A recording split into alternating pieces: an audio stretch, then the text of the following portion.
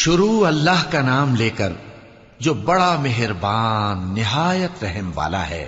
اے نبی صلی اللہ علیہ وآلہ وسلم، اپنے پروردگار کا نام لے کر پڑھو جس نے تمام کائنات کو پیدا کیا، جس نے انسان کو خون کی پھٹکی سے بنایا۔ پڑھو، اور تمہارا پروردگار بڑا کریم ہے، جس نے قلم کے ذریعے سے علم سکھایا اور انسان کو وہ باتیں سکھائیں جن کا اس کو علم نہ تھا، مگر انسان سرکش ہو جاتا ہے اس بنا پر کہ وہ اپنے آپ کو بے نیاز سمجھتا ہے۔ کچھ شک نہیں کہ سب کو تمہارے پروردگار ہی کی طرف لوٹ کر جائے۔ اے پروردگار، مجھ کو ایسی توفیق عنایت کر کہ نماز پڑھتا رہوں اور میری اولاد کو بھی یہ توفیق بخش۔ اے پروردگار، میری دعا قبول فرما۔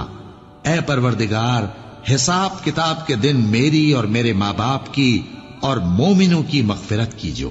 جو امانتوں اور اقراروں کو ملحوظ رکھتے ہیں اور جو نمازوں کی پابندی کرتے ہیں، یہی لوگ میراث حاصل کرنے والے ہیں، یعنی جنت الفردوس کے وارث بنیں گے، وہ اس میں ہمیشہ رہیں گے۔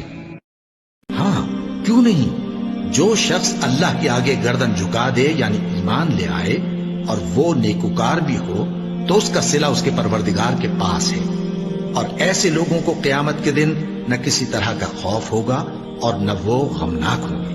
مسلمانوں، اللہ تم کو حکم دیتا ہے کہ امانت والوں کی امانتیں ان کے حوالے کر دیا کرو، اور جب لوگوں میں فیصلہ کرنے لگو تو انصاف سے فیصلہ کیا کرو۔ اللہ تمہیں بہت خوب نصیحت کرتا ہے، بے شک اللہ سنتا ہے، دیکھتا ہے۔ کہو کہ اے اللہ، اے بادشاہی کے مالک، تو جس کو چاہے بادشاہی بخشے اور جس سے چاہے بادشاہی چھین لے، اور جس کو چاہے عزت دے اور جسے چاہے ذلیل کرے۔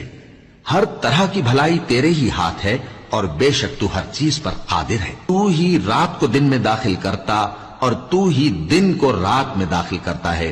تو ہی بے جان سے جاندار پیدا کرتا ہے، اور تو ہی جاندار سے بے جان پیدا کرتا ہے، اور تو ہی جس کو چاہتا ہے بے حساب رزق بخش۔ کچھ شک نہیں کہ انسان کم حوصلہ پیدا ہوا ہے، جب اسے تکلیف پہنچتی ہے تو گھبرا اٹھتا ہے، اور جب ملتا ہے اس کو مال تو بخیل بن جاتا ہے۔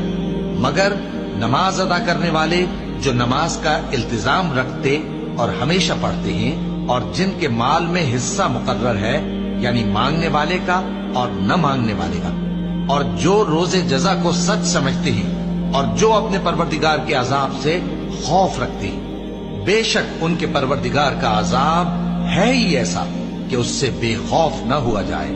توبہ کرنے والے، عبادت کرنے والے، حمد کرنے والے، روزہ رکھنے والے، رکوع کرنے والے، سجدہ کرنے والے، نیک کاموں کا امر کرنے والے اور بری باتوں سے منع کرنے والے، اللہ کی حدوں کی حفاظت کرنے والے، یہی مومن لوگ ہیں۔ اور اے پیغمبر، مومنوں کو بہشت کی خوشخبری سنا دو۔ پیغمبر اور مسلمانوں کو شایع نہیں کہ جب ان پر ظاہر ہو گیا کہ مشرک اہل دوزخ ہیں تو ان کے لیے بخشش مانگیں، گو وہ ان کے قرابت دار ہی ہوں۔ اور ابراہیم کا اپنے باپ کے لیے بخشش مانگنا تو ایک وعدے کے سبب تھا جو وہ اس سے کر چکے تھے، لیکن جب ان کو معلوم ہو گیا کہ وہ اللہ کا دشمن ہے تو اس سے بیزار ہو گئے۔